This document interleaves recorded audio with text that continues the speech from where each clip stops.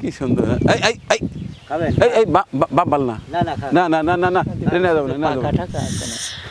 এই সারা লোকে তো নিয়ে আর কি কিন্তু কলা কি রাবণ নিয়ে আছি কত দেখি এই সারা লোকে নিয়ে খুব ব্যাখ্যাটা পড়ে গেছি। দেখবেন আল্লাহর দেয়ার নিয়ামত এগুলো দেখতে হয়, প্রশংসা করতে হয়।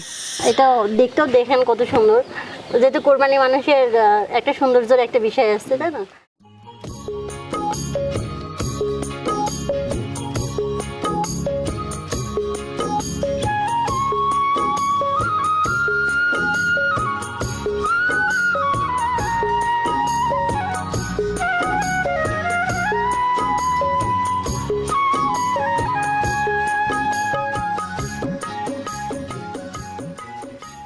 কি চমৎকার দৃশ্য, তাই না? ওই সাইডে ওগুলো ছিল তিল আর একটা পাট। গ্রামের মানুষ বোধহয় পাটের শাক খায় না, যারা মাঝে মাঝে খায় পাটের শাক কিন্তু সেই মজা লাগে, তাই না? একের কসকসা পাটের শাক, খুব সুন্দর।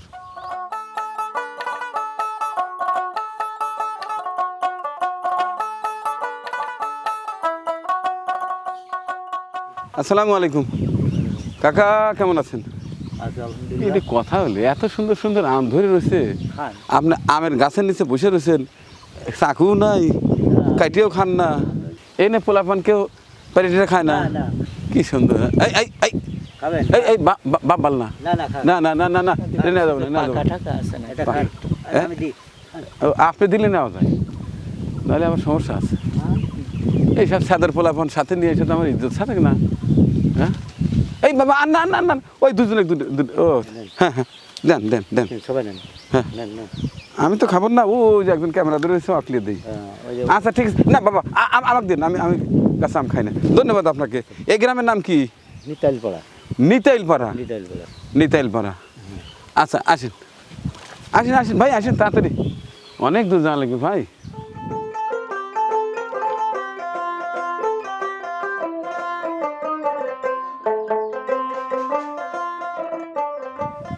দেখছেন শাইন ভাই, তিল চেনেন? এই এলাকা বোধ হয় চাষবাস বেশ ভালোই হয় না? কি চমৎকার পাটের শাক, কি সুন্দর কাঁচামরিচও আছে। ভাই কথা বলবো ভাই? হ্যাঁ বলেন বলেন বলেন। আম তো খাইতেছি, একটু কাঁচামরিচ হলে পরে মনে হয় একটু ভালো হইতো। কাঁচামরিচ বলেন তো, ক্ষেতের মালিক তো নাই, কাঁচামরিচ তোলা যাবে না তো। মানুষের খেতে হাত দেন কেন? না না না না, কাঁচামরিচ মালিক থাকলে চা নেবেন, খবরদার এই কামটা যেন করেন না। এরপরে কিন্তু সাথেই আনবো না কাঁচামরিচ তুলে। এই তাড়াতাড়ি যান, খেলা সার পোলাপন সব অলস হয়ে গেছে, অলস।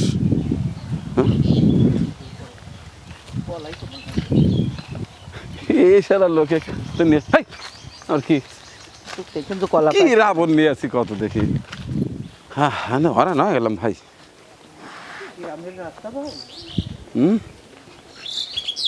কি সুন্দর গ্রামের গরু ছাগলগুলো কি বাতাস খাচ্ছে। হ্যাঁ মাশাআল্লাহ এই সেনা লোকে নিয়ে খুব ব্যাখ্যাটা পড়ে গেছি। দেখবেন আল্লাহর দেয়ার নিয়ামত এগুলো দেখতে হয়, প্রশংসা করতে হয়, নানাও ঠিক না। এরপরে আমি ভালোবাসি তো রিটার্ন ডাইরি দিয়ে গেলাম। হ্যাঁ তবে ছেড়া যাবে না, যান। আসসালামু আলাইকুম। চমৎকার একটি গ্রামে আজ অবস্থান করছি, নিতাইপাড়া, কুমারখালী, কুষ্টিয়াতে।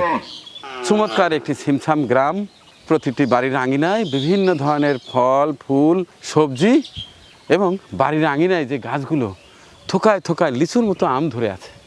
পাশেই গরু হাম্বাচ্ছে, ছাগল রেস্ট নিচ্ছে। অসাধারণ একটি গ্রাম।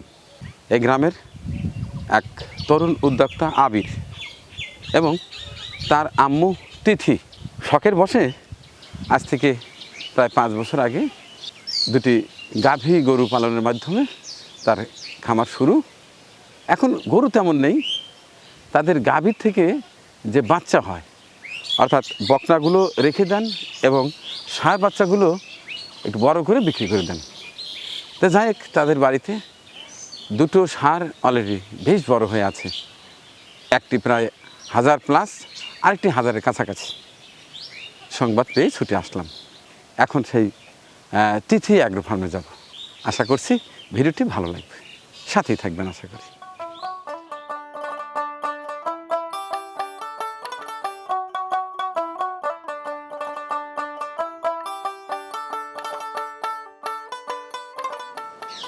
তিথি অ্যাগ্রো ফার্ম পাইছি, নিতালপাড়া, কুমারখালী, কুষ্টিয়া। বাড়িতে লোকজন আছে? আসসালামু আলাইকুম। আপনার নামে তো বোধহয় আবিদ না? জি। তিথিকার নাম? আমার আম্মুর নাম। আপনার আম্মু আছে? হ্যাঁ আছে। আপনাদের বোধহয় 2টা গরু বড় হয়েছে না? জি। দেখছি মোট কতগুলো গরু আছে? আপাতত 10টা গরু আছে। আপাতত 10টা। ও আচ্ছা, তো আপনার আম্মুকে ডাক দেন, একটু পরিচিত হই, কথা বলি। আসবে না ক্যামেরায়? হ্যাঁ আসবে, দেখি আমি ডাকতেছি। এটা ডাক দেন, হ্যাঁ ডাক দেন। বলেন চিত্রপুরীর মানিক আঙ্কেল আসছে, ডাক দেন।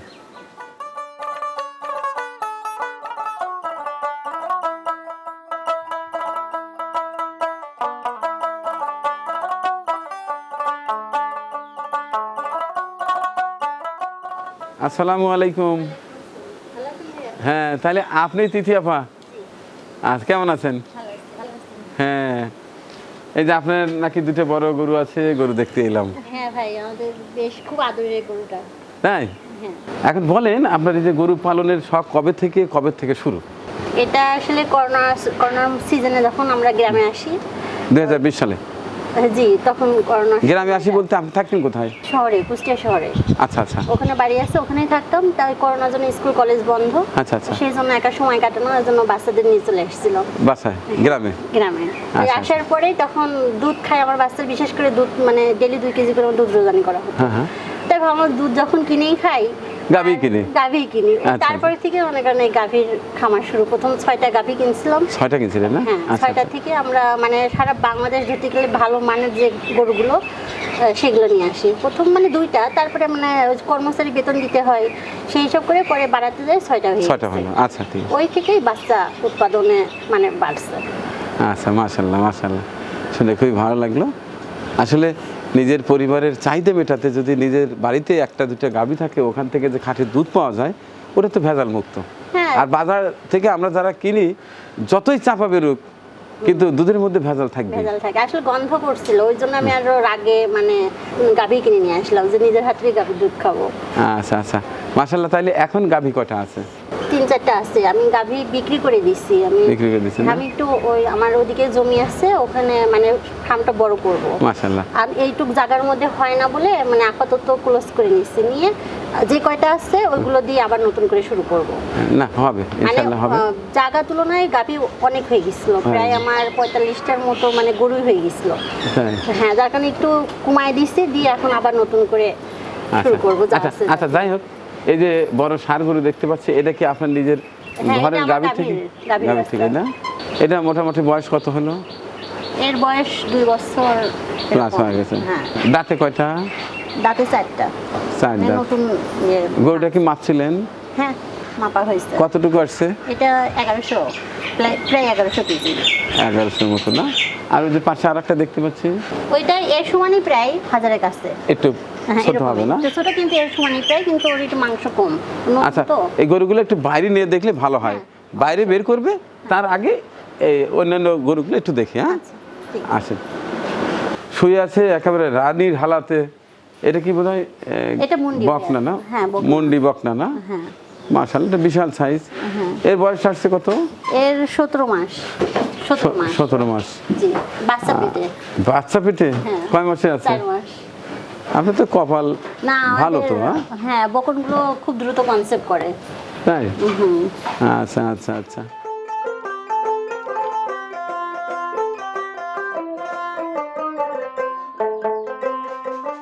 ঘাসের মেশিনও তো দেখতে পাচ্ছি, ঘাসও দেখতে পাচ্ছি, নেপিয়ার। তাহলে অবশ্যই জমি আছে? হ্যাঁ, জমি আছে। জমি আপনার 5 বিঘা জমি ঘাস লাগানো আছে। মাশাআল্লাহ। আপনাদের এলাকায় কি জমিতে পানি ওঠে? না না, ওঠে না। তাহলে তো আর ঘাসের সমস্যা নেই? না না, এখানে কোনো ঘাসের সমস্যা। আচ্ছা, মেশিনটা ভালো মেশিন, তবে এই মেশিন কিন্তু সাবধানে চালাইন। এখানে হাত ঢুকে গেলে শেষ, আর ওখানে হাত দিলে একবারে নাই। যখন শ্রমিক ঘাস কাটে, বাচ্চা পোলাপান যেন এরিয়ার মধ্যে ঢুকতে না দেন।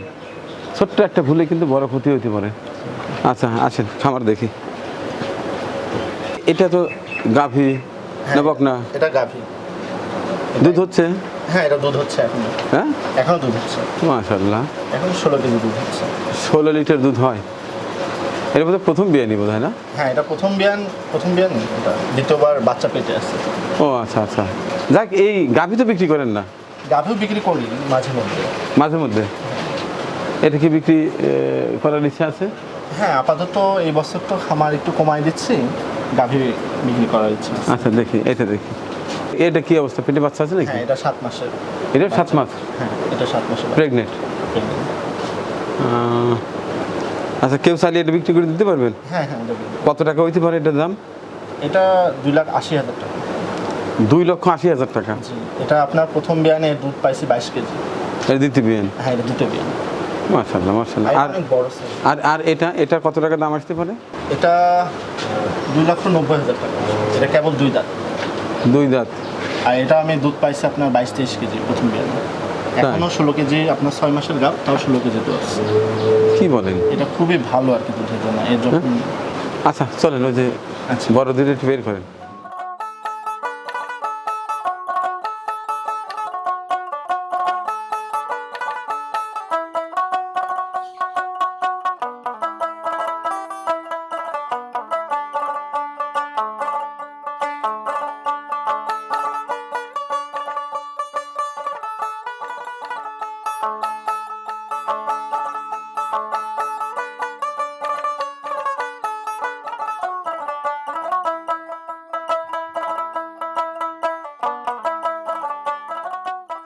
তাহলে এইটা জন্য কত কেজি বলছিলেন?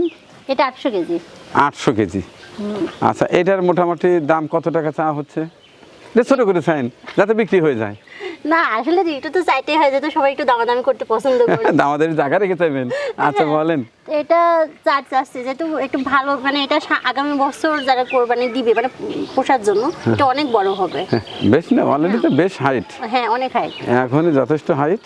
এটা তাহলে চাওয়া দাম, অর্থাৎ আস্কিং প্রাইস 4 লক্ষ টাকা। জি, দরদামের অবশ্যই সুযোগ হ্যাঁ, রয়েছে, অবশ্যই আছে, তার এটা কম সমান। বেশি করে বিক্রি করে দেবেন। জি, অবশ্যই। আচ্ছা, আর এইটা কতটুকু ওজন আছে জানো বললেন? এটা 1100। এটা 1100 কেজি। এটার চাওয়া দাম কত? এটা ভাইয়া এটা 8.5 লাখ চাচ্ছি। এটা মুন্ডি যেহেতু, আর এটা অরিজিনালি মুন্ডি, আর এটা দেখতেও দেখেন কত সুন্দর। যেহেতু কোরবানি মানুষের একটা সৌন্দর্যের একটা বিষয় আছে, তাই না?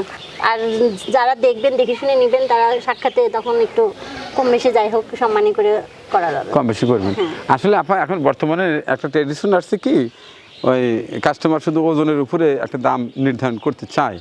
যদি বা কোরবানির গরু সৌন্দর্যের উপরে দাম নির্ধারণ হয়, এরপরেও যারা পছন্দ করে আসবে, তাদের সঙ্গে কথা বলে একেবারে আহামরি দাম না চেয়ে এটা রিজনেবল প্রাইস দাম চেয়ে যদি বিক্রি করে দেন, বড় গরু রাখার দরকার নেই। হ্যাঁ, তাহলে আপনার চাওয়ার দাম হচ্ছে 8.5 লাখ, আর ওটা 4 লাখ। এটাও তো হাইট প্রায় এইটার মতোই হয়ে গেছে। তো আগামী বছরে মাশাআল্লাহ এই গরুটা বিশাল হবে। ওটা চাওয়া দাম 4 লক্ষ টাকা, হয়তো একটু কম বেশি একটু করা যাবে। তো আপা, এই গরু দুটোই কেউ যদি পারচেস করতে চায়, নিতে চায়, তারা তো অবশ্যই যোগাযোগ করতে চাইবে। একটা ফোন নাম্বার দরকার। তা আপনার ফোনের নাম্বারটা যদি আপনার ভাইদের দিয়ে দিতেন, তাহলে সরাসরি কথা বলে আমন্ত্রণ জানাবেন, আসবে, দেখবে, তারপরে দরদাম করে 2 টাকা কম বেশি বিক্রি করে দেবেন। ঝটফট নাম্বারটা বলে ফেলেন। 01926 01926 477 477 806 806। এটাই আছে। হোয়াটসঅ্যাপ আছে? হ্যাঁ, হোয়াটসঅ্যাপ আছে। হোয়াটসঅ্যাপ গ্রামীণ নাম্বারটা দিয়ে দিই, দুটো নাম্বারই দিই। হ্যাঁ দেন, আরেকটা নাম্বার দেন। আচ্ছা, 01745617852। ফোন ধরবে কে? ফোন আমি ধরবো, আমার ছেলেরাও ধরবে। অর্থাৎ আপনি অথবা আপনার ছেলে ধরবে। তো দর্শক, ভিডিওটি আর বড় করছি না। প্রচণ্ড তাপদাহ চলছে, বাইরে দাঁড়িয়ে থাকাও কষ্ট হচ্ছে নিজের। সবচেয়ে বড় কথা, বড় গরু যেহেতু, ওদেরও কষ্ট হচ্ছে, যে কারণে আর বেশি কষ্ট দিচ্ছি না কাউকেও। আমি নিজেও আর কষ্ট নিচ্ছি না, আপুকে কষ্ট দিচ্ছি না। চলে যাব এখন।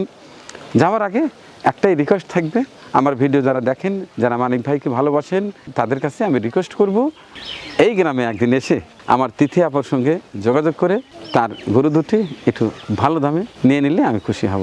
এই গ্রামে একদিন আসার আমন্ত্রণ জানিয়ে শেষ করছি আজকের চমৎকার এই ভিডিও চিত্রটি। সবাইকে আগামী ঈদের শুভেচ্ছা। ঈদ মোবারক। আমাদের পরিবেশনা আপনাদের ভালো লেগে থাকলে শেয়ার করে অন্যকে দেখার সুযোগ করে দিন। আরও নতুন নতুন ভিডিও পেতে চ্যানেলটি সাবস্ক্রাইব করে সঙ্গেই থাকুন।